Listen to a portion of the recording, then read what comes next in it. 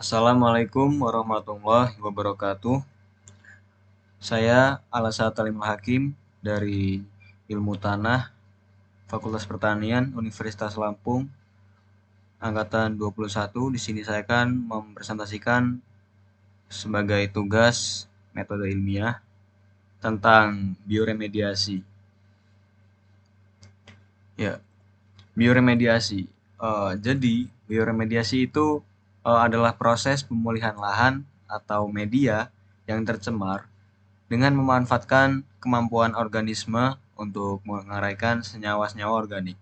Jadi, bioremediasi sendiri itu upaya perbaikan terhadap lahan atau wilayah gitu yang sudah tercemar oleh polutan atau sejenisnya dengan menggunakan bantuan mikroorganisme. Ya, makanya dinamakan bio. Bio itu artinya makhluk hidup. Kemudian remediasi itu seperti pengulangan atau upaya perbaikan. Ya, jadi begitu. Selanjutnya yaitu apa sih manfaat dari bioremediasi ini sendiri? Jadi bioremediasi ini bermanfaat dalam memberikan solusi yang efektif, kemudian ramah lingkungan, kemudian ekonomis dalam mengembalikan kualitas tanah yang tercemar. Ya, jadi manfaat bioremediasi ini eh, gimana ya? Sudah banyak atau sangat cocok lah karena solusinya efektif.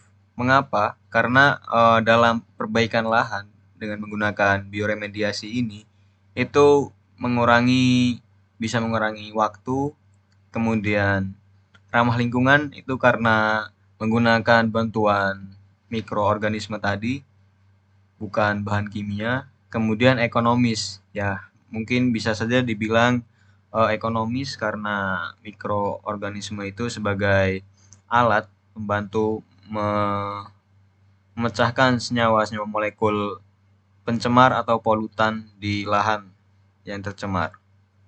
Ya, selanjutnya itu ada perbedaan antara bioremediasi dengan biodegradasi.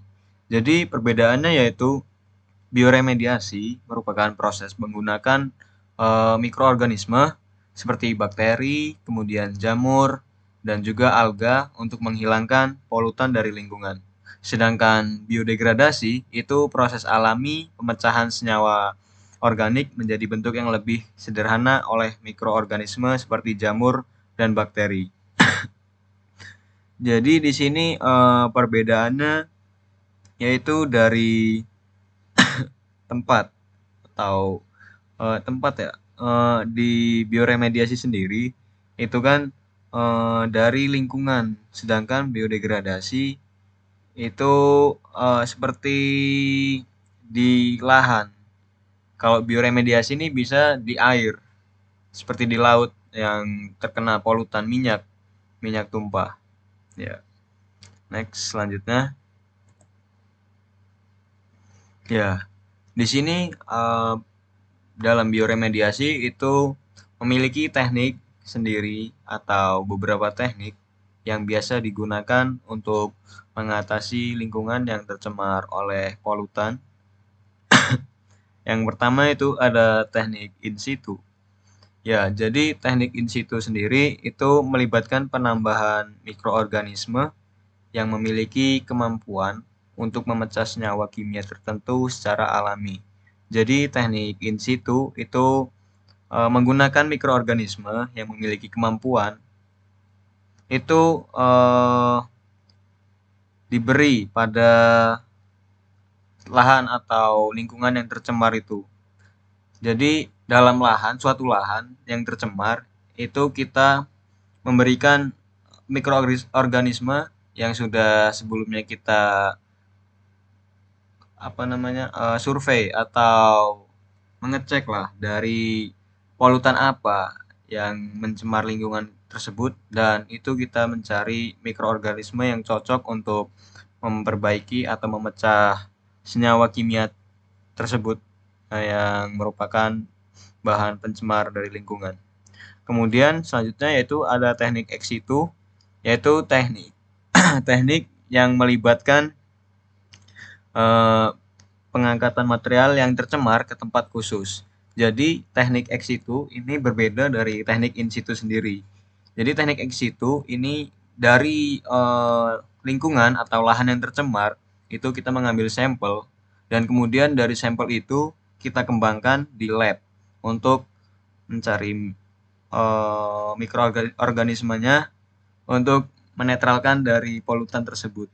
Setelah ditemukan, itu nanti bahannya atau sampel tadi dikembalikan ke tempat ini dan dikembangkan secara luas. Ya, selanjutnya yaitu teknik yang ketiga, teknik fitoremediasi atau teknik yang menggunakan tumbuhan. Jadi, teknik fitoremediasi yaitu melibatkan penggunaan tanaman untuk menghilangkan polutan dari tanah atau air. Jadi, teknik fitoremediasi ini biasanya terjadi pada limbah-limbah. Ya, biasanya di dekat pabrik itu kan banyak limbah. Nah, biasanya nih kebanyakan menggunakan teknik ini, tumbuhan pereda polutan atau pencemar biasanya memanfaatkan akar dari perakaran tumbuhan itu sendiri untuk menetralkan polutan atau senyawa kimia yang dipecah oleh akar kemudian melalui serangkaian proses yang ada pada tanaman. Dan tanamannya ini biasanya tanaman khusus. Ya. Kemudian selanjutnya yaitu teknik biostimulasi. Jadi teknik biostimulasi ini yaitu melibatkan pengiriman nutrisi tambahan ke lingkungan tercemar untuk mendukung pertumbuhan mikroorganisme secara alami. Jadi, maksud dari biostimulasi itu melibatkan pengiriman nutrisi tambahan ke lingkungan tercemar. Jadi, dalam lingkungan yang tercemar oleh polutan, itu kita menambahkan nutrisi. Eh, Misalnya di tanah yang tercemar, seperti di lahan pertanian, di tanah yang tercemar oleh air limbah. Nah, di situ kita berikan nutrisi untuk mendukung mikroorganisme tersebut. Jadi mikroorganisme itu sudah alami ada di situ. Nah, kemudian kita dukung atau kita bantu mengembangkan dengan nutrisinya seperti makanannya. Jadi biar lebih berkembang atau lebih luas lagi mikroorganisme tersebut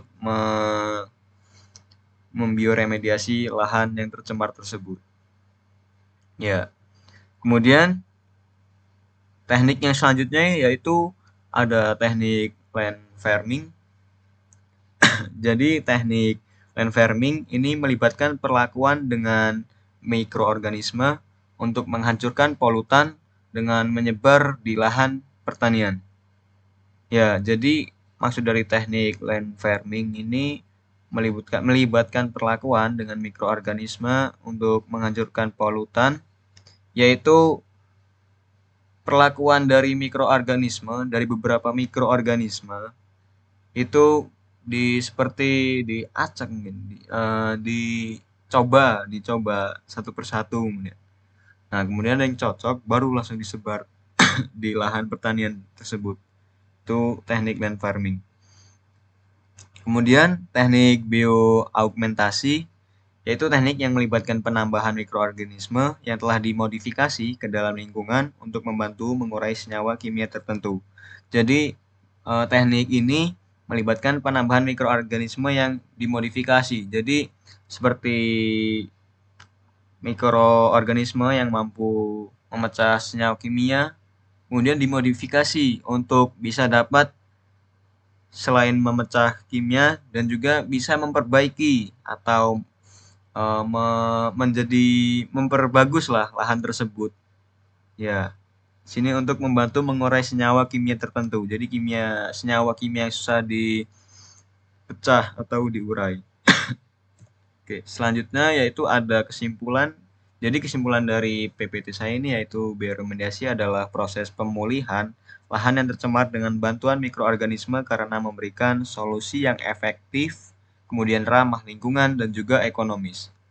Ya, mungkin sekian dari saya. Apabila ada kesalahan kata yang saya ucapkan, saya mohon maaf. Saya akhiri. Wassalamualaikum warahmatullahi wabarakatuh.